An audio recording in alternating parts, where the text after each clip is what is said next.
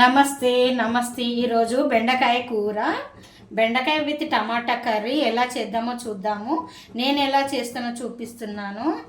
బెండకాయలు ఒక 15, టమాటా ఒకటి, ఉల్లిగడ్డ ఒక పెద్ద గడ్డ, పచ్చిమిర్చి ఒక 4 పచ్చిమిర్చి, అల్లము, నేనైతే అల్లం ఇలా తుంచుకుంటానండి, మంచిగా తగులుతూ ఉంటే బాగుంటుంది. జీలకర్ర, పోపు దినుసులు. ఓకే, ఫస్ట్ ఒక పావుల నూనె వేసుకోవాలి, ఎందుకంటే బెండకాయకి కొంచెం ఎక్కువనే ఉండాలండి, జిగురు అంటకుండా కొంచెం ఆయిల్ ఎక్కువ ఉంటేనే చివరి ఆఖరికి మంచిగా ఉంటుంది. నూనె కాగిందండి, పోపు దినుసులు అండ్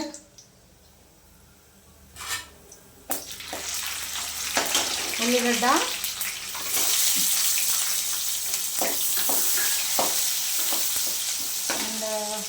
పచ్చిమిర్చి అండ్ అల్లం,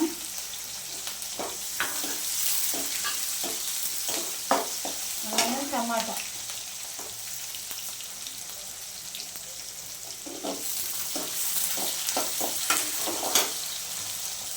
లైట్గా ఎండుమిర్చి,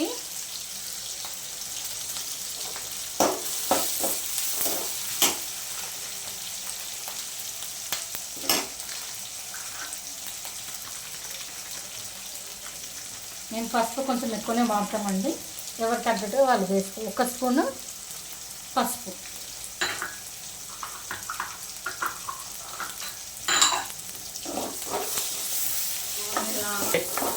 ఇప్పుడు ఇదంతా ఇట్లా వేగిందండి. లైట్ ఆయిల్ కొంచెం వేగినాక కొంచెము వేగాక బెండకాయ వేసేసుకోవాలి.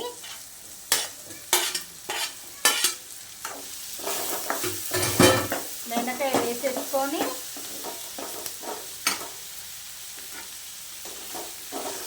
మంచిగా ఇట్లా కలిసేలాగా కలుపుకోవాలి. కలుపుకున్నాక ఒక 10 మినిట్స్ తర్వాత ఉప్పు వేసేసి కారం వేసేసి ఒక 10 మినిట్స్ తర్వాత ఇలా కలపెట్టుకోవాలి. దగ్గర వచ్చే వరకు కలిపెట్టుకుంటూ ఉండాలి, ఇంకా దగ్గర పడేంత వరకు కలపెట్టుకుంటూ ఉండాలి. మూత పెట్టకూడదు,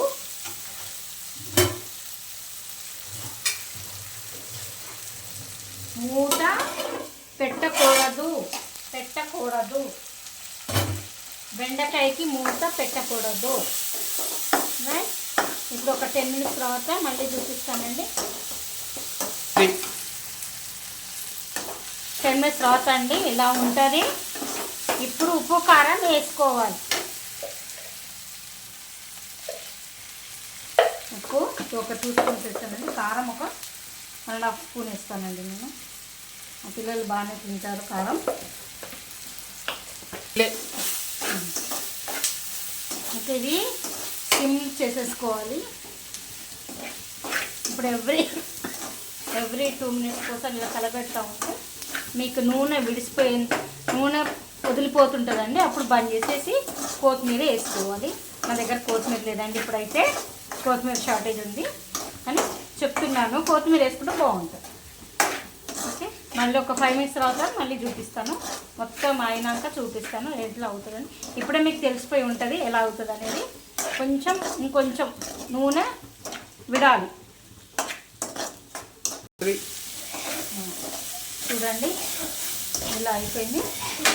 ఇది ఇప్పుడు బంద్ చేసుకొని తీసేసుకోవచ్చు.